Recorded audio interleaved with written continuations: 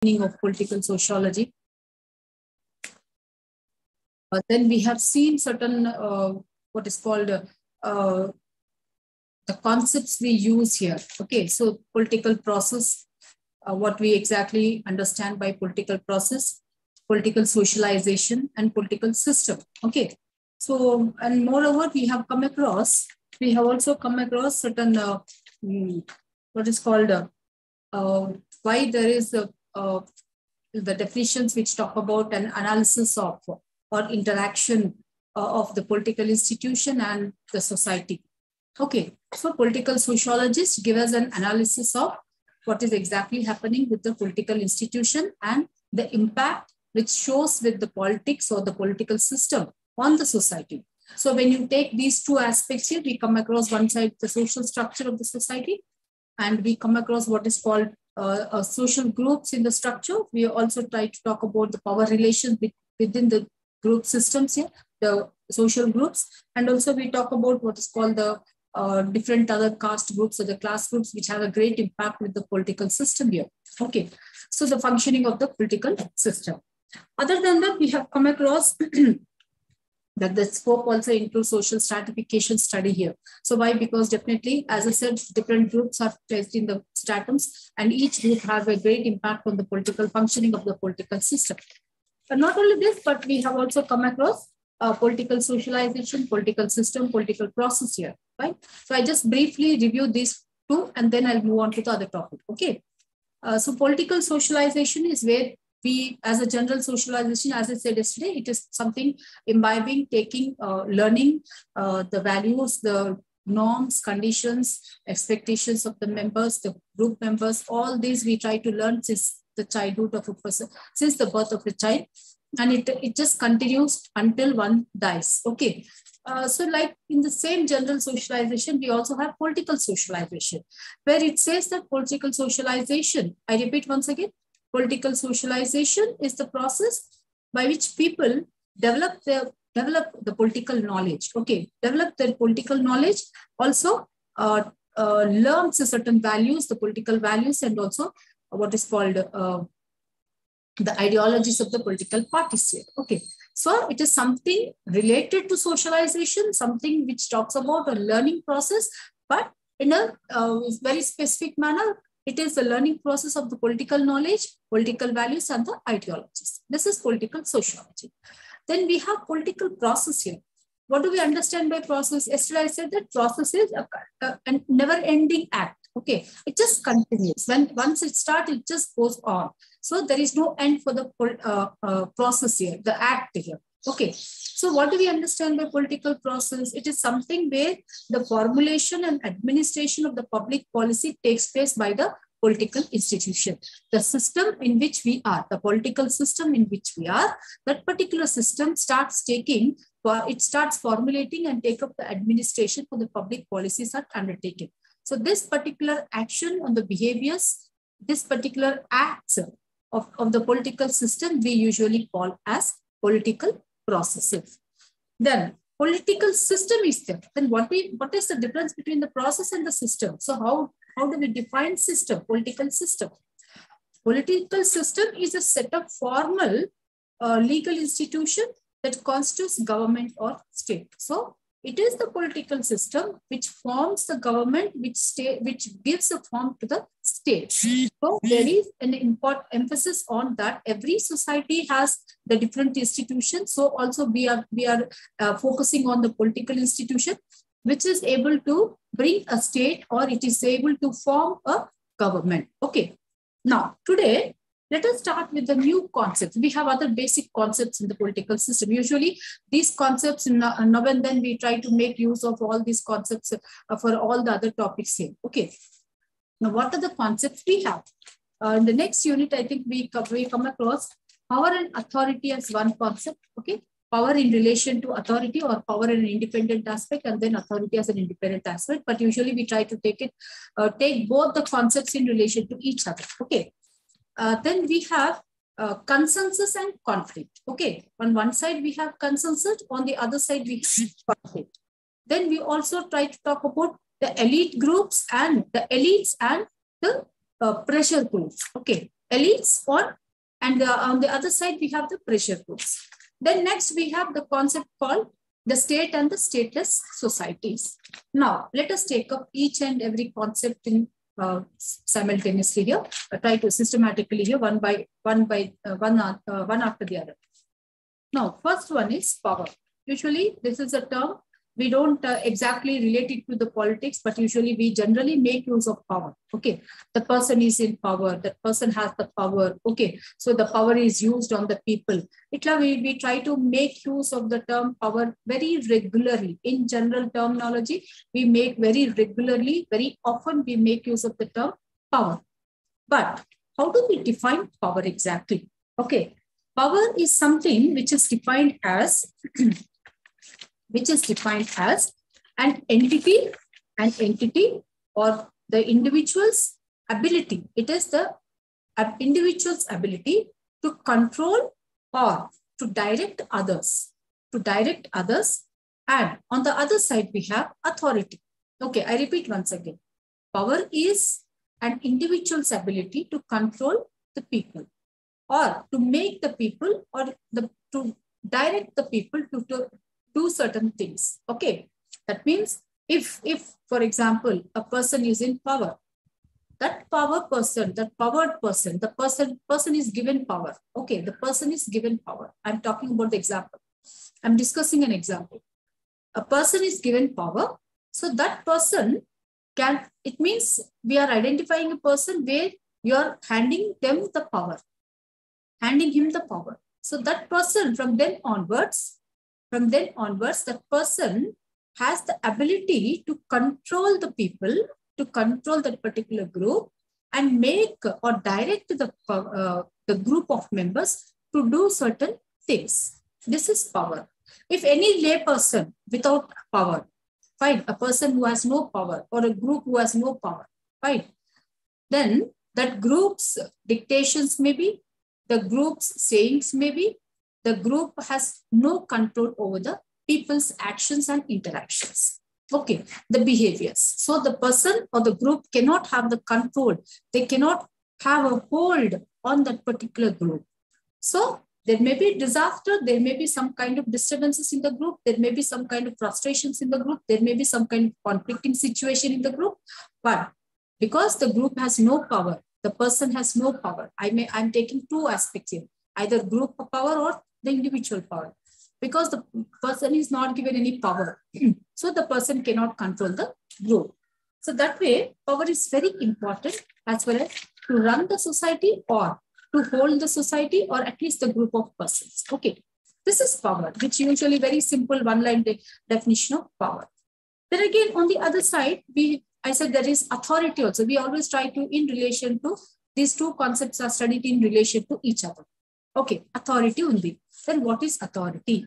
Authority is an influence that is predicated on a perceived legitimacy. It is very legally, authority means a person who is authority. The person who is an authentic person on top. An authentic person, an authorized person. That means he is the person who is being perceived as given a legitimate power. A legitimate power where he can use that power because he is sitting on that particular chair. So the chair is making the group of persons to act. The person who is sitting on the chair is able to make the persons do certain things. So it is perceived as where when the person is in authority can show the influence on the group of persons. Okay. So because it is a perceived legitimized authority kavati. Okay. Now, next aspect, we try to talk about power is a personal trait. It says that what is the simple features or the characteristics of the power? How can we identify that it is something where you're identified this is as a power? Okay. Power is a personal trait. Okay. Right? Power is a personal trait that affects people at every social level. Okay. Power is a personal trait which affects the people at every social level. And at the same time, and also their lives. So powered person ante, it is my personal trait. It is my personal trait. Okay, so if I am in power, if I have power, that means I feel so great that I can control a group of person. I feel so great because I can make the people do certain things. I direct them. Fine, I dictate certain terms to them. So they usually just follow what I say because I have the power. Okay, I have the ability. I don't say I have power, but I have the ability to control them. I have the ability to make them do certain things or not. Right? So it is my personal trait because I have the ability to control the people. So we usually direct it as a power. Okay, then it is gained because of a very long experience in a particular work or in maybe in a society or some kind of work experience, work situation, because you have very long experience with the people, you have a very long experience with the work and the work situation. Definitely because of this long experience also, the person gains experience and this may turn in return, give him power to hold that particular situation. Okay, now, it may also get lost when the person does certain mistakes. Fine. When the person does commit some mistakes, knowingly, unknowingly, then the person may not be treated as a powered person. Okay. So it is a personal trait. First of all, power is a personal trait because ability gunchi maatladutunnamu. When you say ability ante it is only the personal thing. Okay. So it is a personal trait and also it has both loss as well as the advantages. It has both benefits as well as the disadvantage. The one advantage is that it can hold the people, it may do certain good things also. Okay, it dictates the terms, conditions, it makes the group very disciplined, it can bring discipline among the group members. Okay, and at the same time, it may also make the person make the group certain development programs in the society. So this ability, when a person possesses, then we say the person has power. Okay. Then how does it is gained? How the person gains power? So as far as the technical term is concerned, which says that it is gained because a person may have a very long experience with the work and the work situation, and he has a very long experience interaction with that particular group members. He has a hold over the members' attitude, behaviors. So the person can understand well the ideology of the people. The person can understand well the attitude of the people. So then the person feels that yes, I can make them do certain things. Yes, I can hold these people. I can lead these people. So we can say that through experience also, a person gets power. But the same person, if commits certain mistakes, then power is lost. Fine, we don't accept a person who is very powerful. Yes, he has the best abilities. Yes, we do accept. We praise him. Okay. But the same person, if does some mistakes, then we don't even respect the person. So that means from then onwards, from that time onwards, the person is being not given power. The person is not respected. So you're not following the words of the person. Okay. Now, again, we have power continues becoming powerful and influential as long as they work together. Okay. Power is not hierarchical, but flow in any direction of the relationship. Is power hierarchical? Are we placing power in one position, second position, first power, second power, third power? No. So that means power is not hierarchical. It does not take the shape of a hierarchical position, but usually it just has flow in the society. It just flows from one person, from the family, you get power. From the family, the other person will be given the power, or sometimes maybe the person himself gains the power. So it just flows like that. Okay. Then we have on the next concept, we have authority, the basic concept authority. Now, till now, we have understood the power. Okay.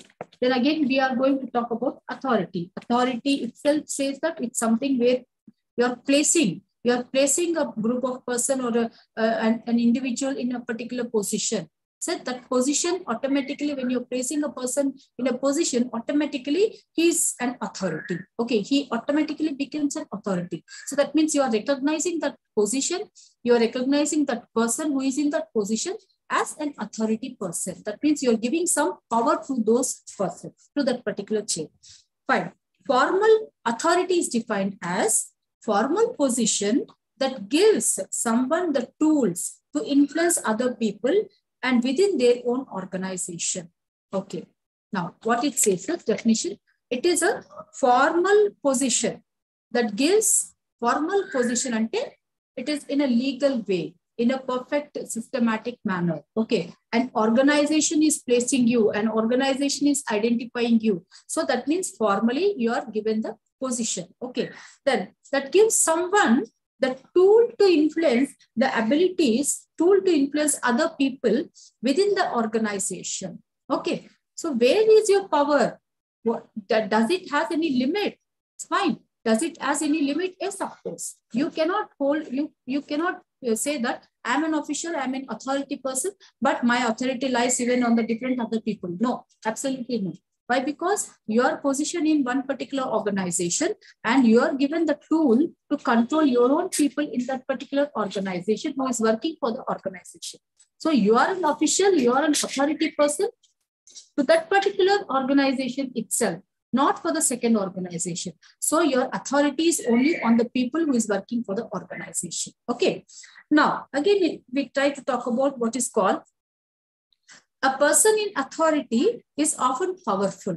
Now, I just now said, you are placing a person on a position. Okay. So position itself is an authority. Right?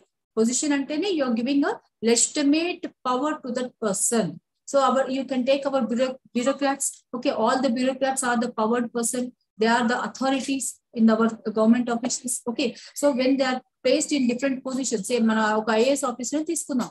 IAS officer ante is an authorized person. He is an authority of the government. Okay, so he is placed in a very big chair, in a big position. So that position also gives him the power to do certain things. Okay. So automatically, because of authority, he is into the power position. Okay. I repeat once again.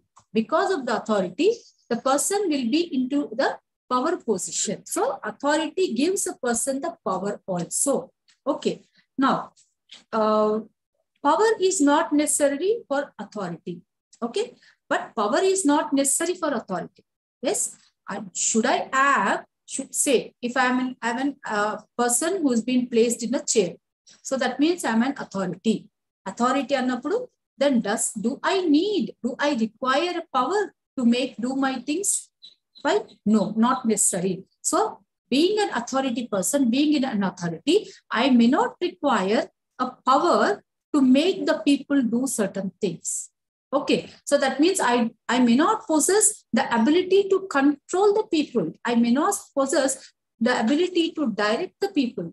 My authority, which has been given by the organization, the formal authority, automatically, when I just say one word, that will be definitely followed by my people in the organization. Okay, this is actually the slight difference between power and authority. Then, authority is important for the what is called, it is usually hierarchical. Authority is hierarchical and it is a system and organizations to operate. It is simply a channel, which is a mechanism and in an organization to make the things do in a perfect manner. So it is something of regulating mechanism. So our authority is always hierarchical. Say, for example, our bureaucratic system. So bureaucratic system, you find, directors and then the directors and the other managerial level and the other levels and the other levels. So top, second top, third top and the below one. Okay. So you have like this placement, one above the other and one below the other. Right. So the top one will have a highest authority person. The top one is the highest authority. The second top is something which is in between the down one and the top one. So it is something where you are in between. You have to follow the authority of the power of the authority on top of you. And then you are going to delegate and you are going to dictate terms to your lower ones. Okay. So bureaucracy is the best example for our power and authority. But best example is authority itself, right? Because we are talking about the hierarchical positions in the authority. Okay. Now, as I say, it is definitely every organization requires authority. So you are bringing certain positions in the authority and you're placing the individuals in these authorities so that they perform their functions in a perfect manner. So this is a mechanism in order to make the system run perfectly. Then authority involves intimidation. Authority also involves some kind of subtle power. Okay. Authority also involves the legitimacy. Yes. Who has given you authority? Who will take care of you? Who will follow you? Fine. Who will actually function according to your dictations? So that means you show that yes, I am a legal authority. So I've come formally.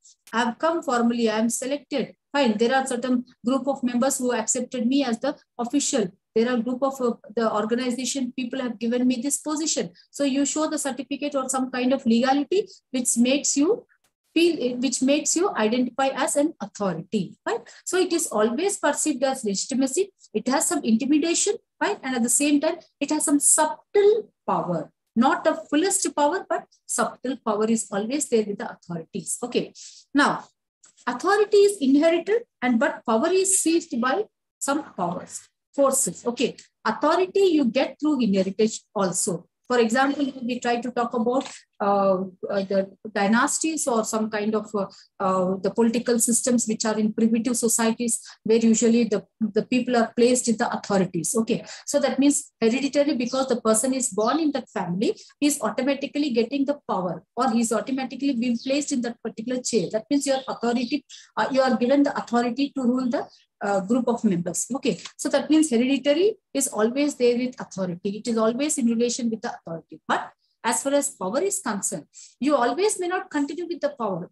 Sometimes maybe if the people feel that your power is more exhaustive, it is more dominating, then definitely the military forces, some forces which are existing in the group or which are existing in the society will seize your power, but they cannot seize your authority. Okay.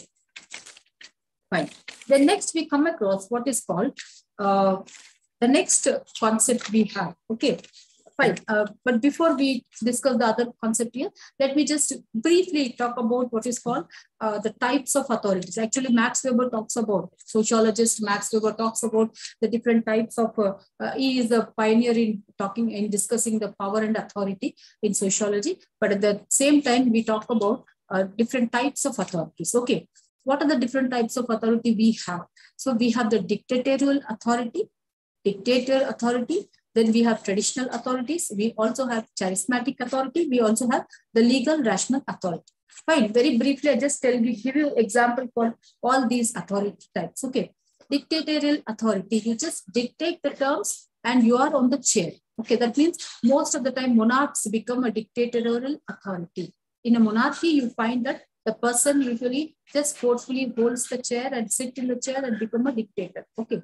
So usually this has been accepted, forceful acceptance of the authority by the mass section of the community or society. Then we have traditional authorities. Traditional authorities is just in hierarchy, in hereditary, you are occupying the chair, you are the authority. Okay. So traditionally, people have to accept you as the leader. Traditionally, people will accept you as the authority of that particular group. Okay. So why? Because it is a base for you to hold the power. It is a base for you to get into the chair. Right? So because it is at most important and it is compulsory. Why? Because the group members accept that particular person and also the family into the authority. Okay. Then we have charismatic authority. Charismatic authority usually we come across a very charisma person, like Gandhi. Yesterday I was talking about Gandhi also, charismatic personality and literacy. Like maybe sometimes even you talk about Nehru or some other persons we have. Okay, so those charismatic authority persons are also there in the society. So charisma, while we try to just go with the words of the charismatic authority people. Then legal rational authorities, right? They may not be the, I'm interrupting once again. Charismatic authority, they may not be the legal rational authority person. Okay. They are not officially or the formally selected persons into the authority. But because of the charisma, usually people accept them as an authorized person. Okay. Legal rational authorities. Legal rational authority, our bureaucrats. Our example of an IAS officer and the other sections in the big office or in a formal government office, you find the legal rational authority. Okay, IAS directors, then the managing directors, and then the other person, the managers and the officials and the clerks. All these people usually we try to post them as the legal rational authorities, which has been selected by the government, formal rules and regulations. So they have to be in accordance with the formal rules, regulations of the government organization. Okay. Now, next, So these are the few, very briefly I'm going, these are the few types of authority usually we try to discuss in our political system or any kind of order system. Okay, so let us start with the second concept, usually consensus and conflict. Sociology law, we always discuss about consensus. Okay, we always discuss about consensus. Just one moment, I'll have water.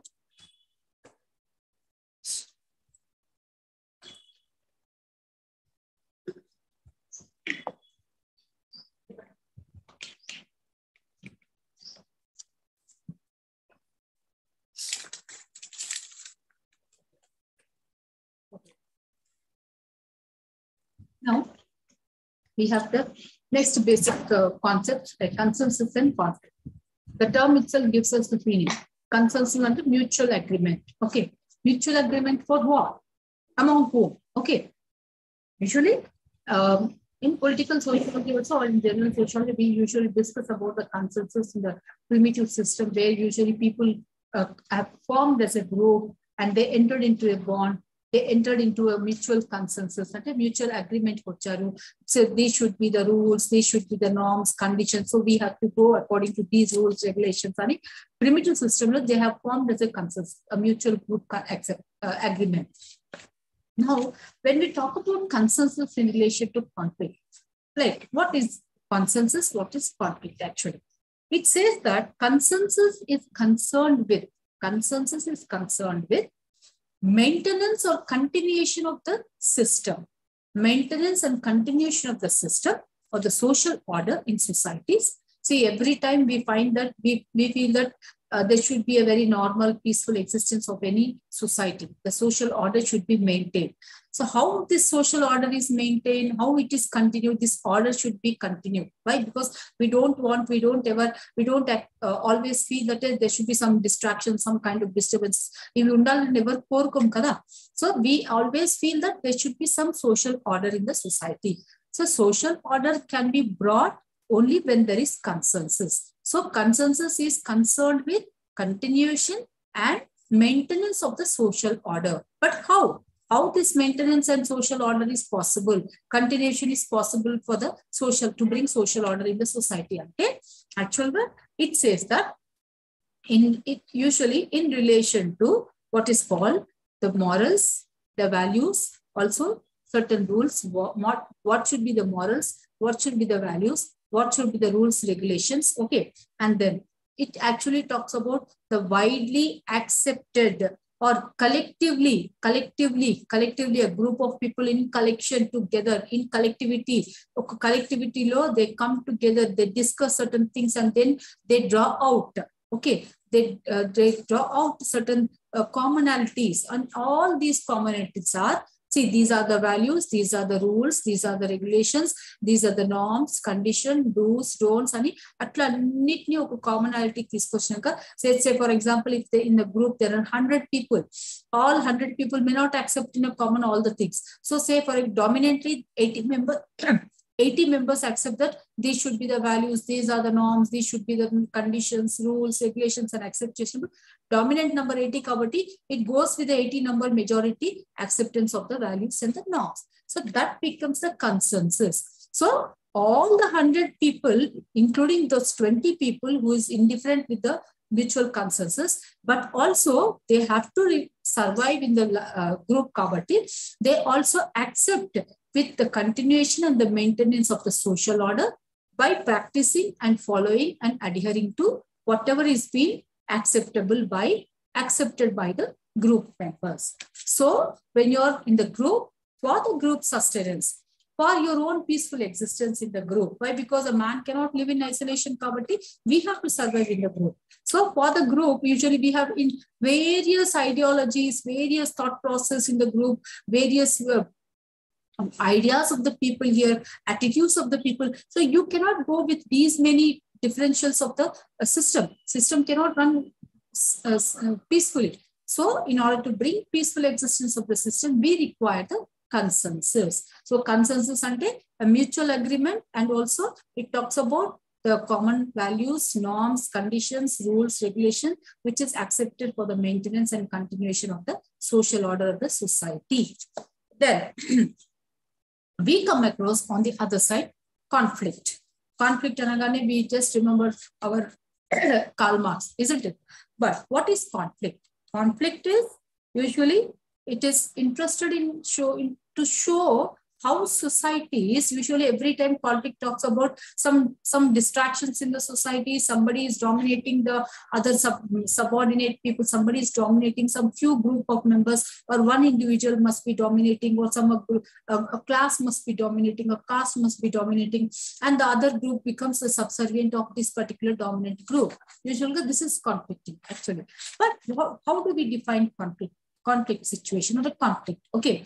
Conflict is usually how societies and the institutions, how societies make use of the institutions like family, economic institution, political institution, economic institution, political institution, religious institution, okay, or educational institution, in order to help to maintain. So why we are making use of all these institutions? In order to maintain the privileges of the very few groups and their interest, to protect the interest of these groups. We are utilizing all these institutions to support that our feelings, our interest groups, our interest is good, and at the same time we try to talk about to usually make the other group of members as subservience. So what we exactly understand by this? We understand by this that conflict is somewhere this particular situation is concerned with. Conflict anagane, we are concerned with how people are, or how the institutions are making, how a person or a group of persons are making use of the different existing institutions in the society to support their own privileges, to secure their privileges in the society. And at the same time, when that particular group is securing their privileges, that means you're making the other existing groups as subservient of yours. So you will be on the top, the others will be on your down part. Okay, until you're the leader, you're the master, and the others will become your subservients. Okay, the subordinates. Fine. Now, we come across what is called consensus are the shared norms. Consensus are the shared norms and the values, and also they function usually to run the society. Okay, consensus are the shared norms. Who is sharing the norms? The group of members, the society, the state, people who are there in the state. They will be sharing all these norms in order to function, to bring the functionality of the society.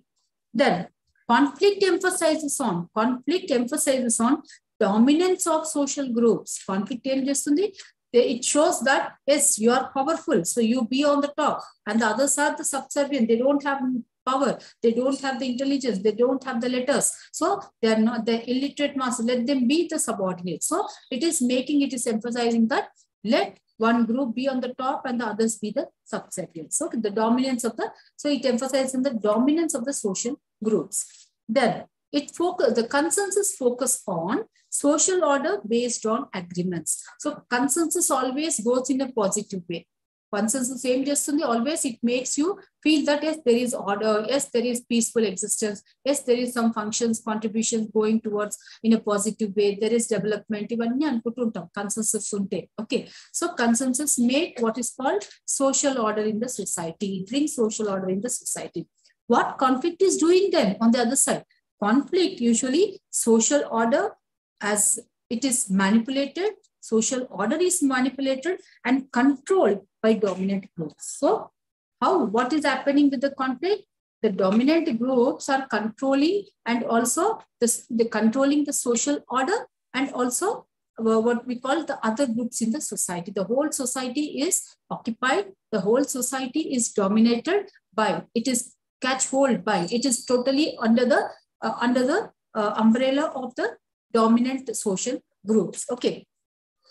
Now, so these social groups who are in domination, who are in dominance will always manipulate the social order. Okay, manipulation and the word used, Jason. I may repeat in the next talk also. Social change occurs. Yes, so we are not standstill. Society is not always a static one. We always goes on.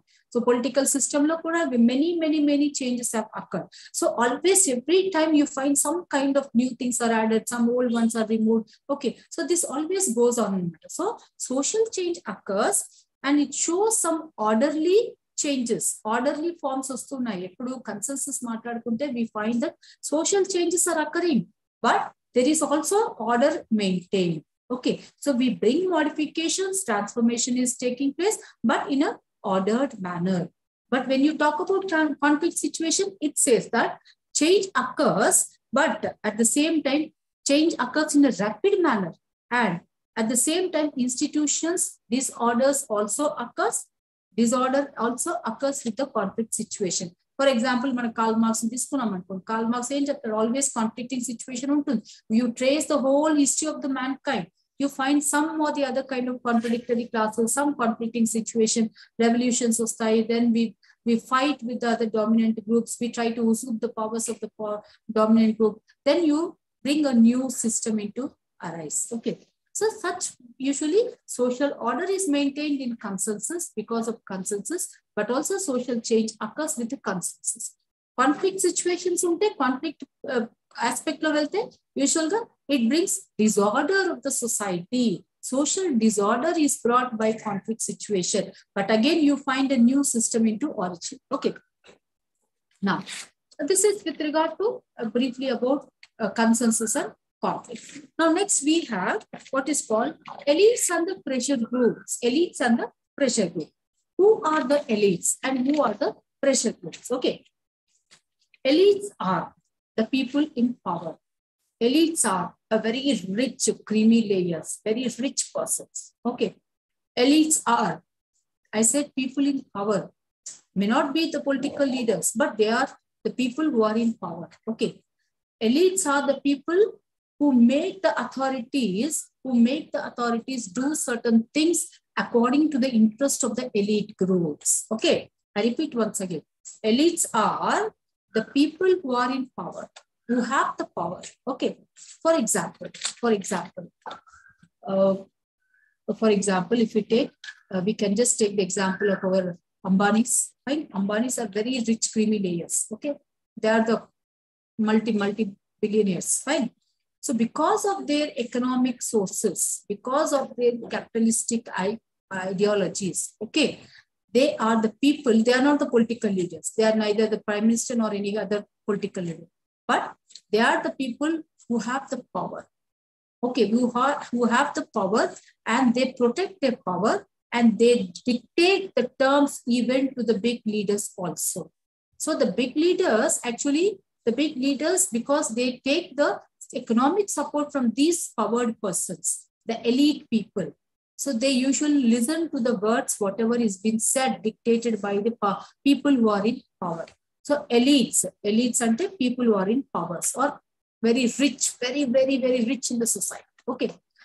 Then what happens to the elites here who are in relation to the elites? We have pressure groups.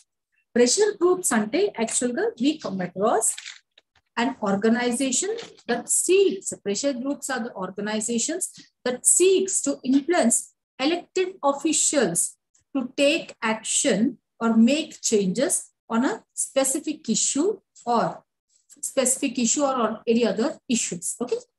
So what are the pressure groups? Who are the pressure groups? They are the organizations and they are the people that seek and influence over the elected officials. So elected officials ni kuda, and they have the powers. The pressure group have the power. They have the ability to make the elected leaders also to do according to the interest of the stakeholders or on behalf of the stakeholders. The organizations, the pressure groups make the leaders also by utilizing their ability, make the elected leaders also do certain things, the functions or resolve the issues in the interest of the or on behalf of the stakeholders. Okay.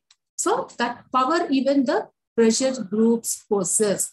Who are the pressure groups? For example, we try to take our trade unions. Trade unions in China, the company, big industries, so we have different many unions. For any organizations, we have the unions here. So all those trade unions form as a pressure group. So trade unions, same side, they work as a liaison officer, the liaison group, where they try to take the interest of the stakeholders to the leaders and say that, so you please listen to what the stakeholders are interested in. So please better you go with the stakeholders at level and elected leaders ki cheppi. Accordingly, they make the what is called negotiations for the stakeholders and the elected leaders. So this power the pressure groups possess. Okay, fine. Now, then again we come across what is called, they usually do all the negotiations by lobbying also. Okay, so lobbying is a very important effective factor for this particular pressure group members also. Fine.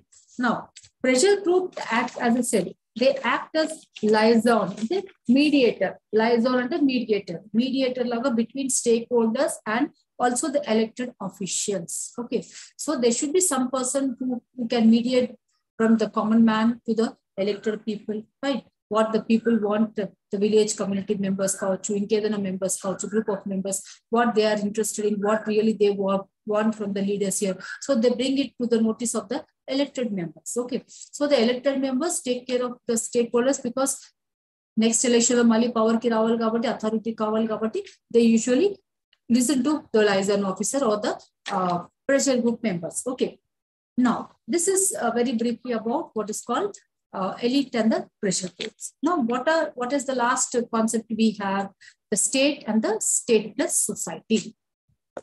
State and stateless society. Okay, what is the state and what is stateless society? Okay, a stateless society is that which has no governed state. Okay, it is not governed by the state. Stateless society has no formal rules, no formal institution, no formal regulations, no formal elections, no formal election of the leaders. Why? Because there is absolutely, it is not governed by the state. Okay, so stateless society is not governed by the state. So there are no formal regulations, no formal rules, no elections, nothing here. Fine. But what is the example? What type of example we can take for the stateless state here? We can take our primitive bands, primitive system with the tribal communities. So we come across the chieftains, the bands, okay, the bands or the tribal, the political groups and all those we can consider them as the stateless states. But they have the political system, they have their own mechanism to control, all the things are there, but not in a formal way, but in a hereditary manner or through some kind of traditional aspect. Okay.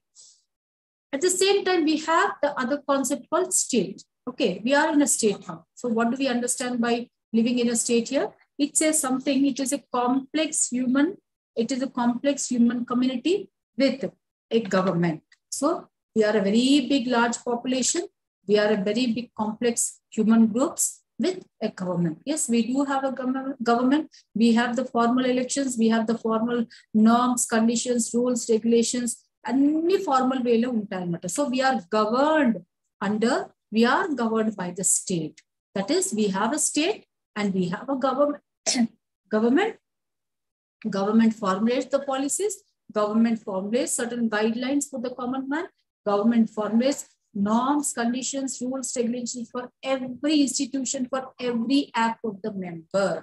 Okay, so then we consider it as a state. Okay, now, what is the difference? Like when you talk about a slight difference between stateless and state system. Okay, it says it is a defined, distinct political unit. What a state is, a defined, distinct political unit. Okay, and then that is a defined, distinct, very specially that particular state ke you are concerned with governing the state, rules, regulations, everything. What is that particular state itself, you cannot carry these norms, conditions to the other state. They have their own distinct formations and all. Okay, so this is about all the second unit lo manakunnatuvanti basic concepts. Usually we make use in the political sociology subject, or in general also in political system, we make political science also, we make use of all these basic concepts.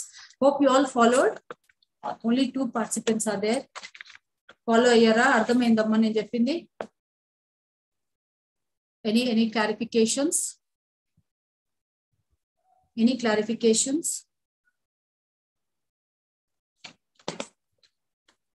I think again we are going to meet on 9th. So, 2 days gap వస్తుంది మనకి. తర్వాత we are going to meet on 9th for the class. Same time. Okay. So then we'll continue with the other topics, and also a brief discussion on the approaches also I'll just give to you all. Okay. So thank you all for today. Any clarifications, please let me know. ఏమైనా doubts ఉంటే చెప్పండి. నాన్న ఎవరు ముగ్గురు ఉన్నారు participate చెప్పండి. Anything to ask? No? Okay. So I'll take leave for today. Then again we'll continue for the next topic on 9. Okay. Thank you all.